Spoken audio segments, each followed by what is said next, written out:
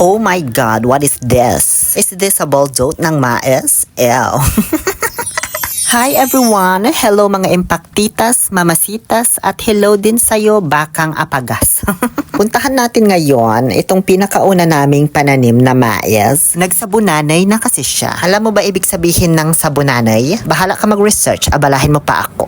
May mga bunga na rin pala siya. Medyo magulang na nga yung ibang mga bunga niya. Muntikan na kami hindi makakuha ng panlaga. Di na kasi ito pwedeng kainin kapag magulang na, masyado ng matigas.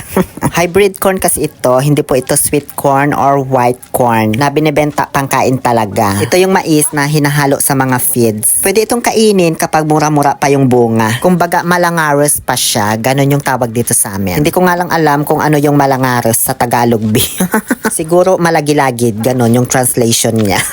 Sa buko lang kasi yung alam ko na i-translate eh. Diba kapag malambot pa yung bunga ng buko, ang tawag sa amin malamutog or in Tagalog, malauhog. Tapos kapag matigas naman na siya, napanggata na, ang tawag naman doon sa Tagalog, malakanin, diba? Ganon din dito sa mais, kapag mura-mura pa yung bunga, ang tawag dito sa amin, malangares. Tapos kapag matakon naman na or magulang na, ang tawag naman, malabagang. So dahil nga sa magulang na yung mga ibang bunga, binubuksan muna ni tatay. Sa kanya ipipress yung butil. Kapag may lumabas na katas, ibig sabihin mura-mura pa siya. Hindi pa tuyo at matigas. Kaya pwede pang kainin. Sa kanya titipasin, ganun. Nagtaray ako magbukas ng isa, ayan. Kaso magulang na to be, hindi na to pwede. Mabubungi ka na pag kinain mo ito.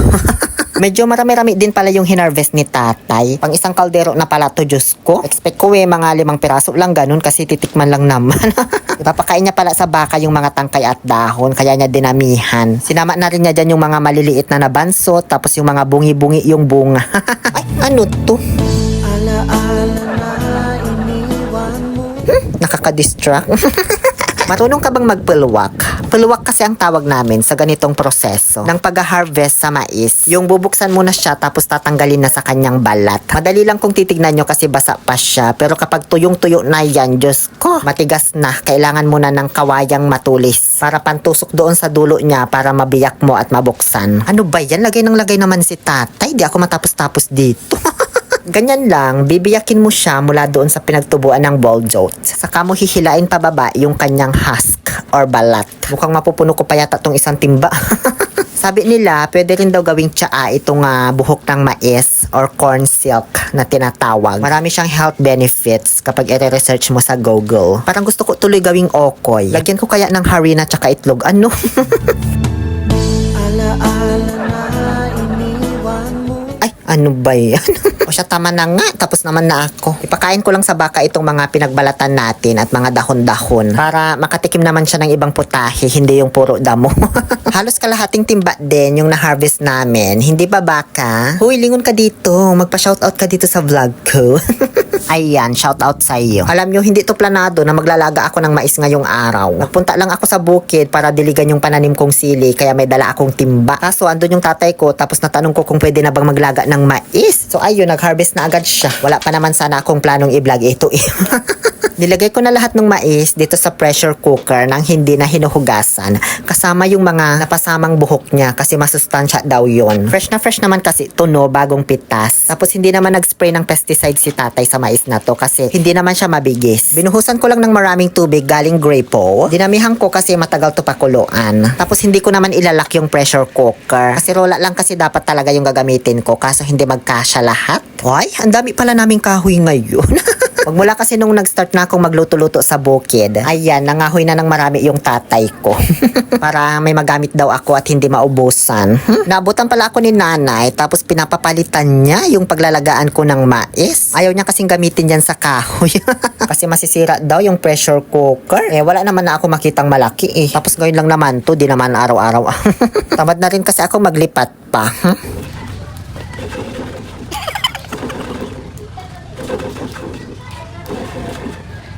Okay na yan, mandar lang na siya. So, iwanan ko na muna yan. Silip-silipin ko na lang kapag hindi ako busy.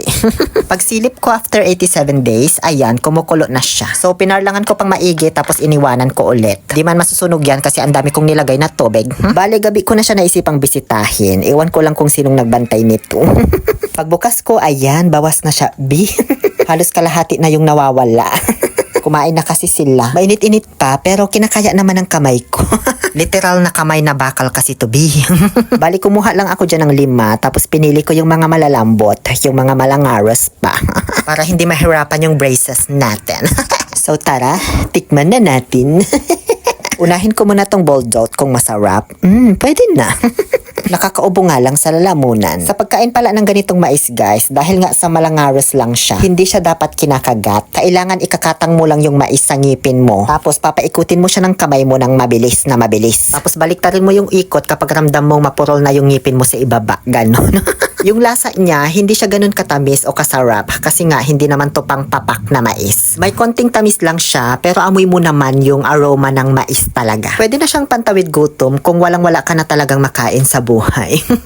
Medyo na bored ako sa pagkain nito kaya nag-iisip ako ng iba pang pwedeng gawin para mas mapasarap ko siya. Pag ganito ba dapat yung pagkain? Paano ba?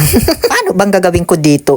Para man lang ganahan ako. So bigla kong naalala yung napanood kong cucumber salad na mayroong mais kay Mami Will in Thailand. Kaso kulang-kulang yung ingredients ko dito tapos gabi na. Kaya sabi ko bukas na lang bilhan ko sana sa palengke. So ito na nga, kinabukasan. Pagtingin ko dun sa pressure cooker, malinis na. Wala nang laman be. Tinanong ko si tatay kung itinabi niya ba yung mga natira. Kasi alam kong di naman nila yun kakainin lahat. Kaso sabi niya, pinakain na niya daw sa baka. So ayun, hindi natapos ang vlog. Paano na ito?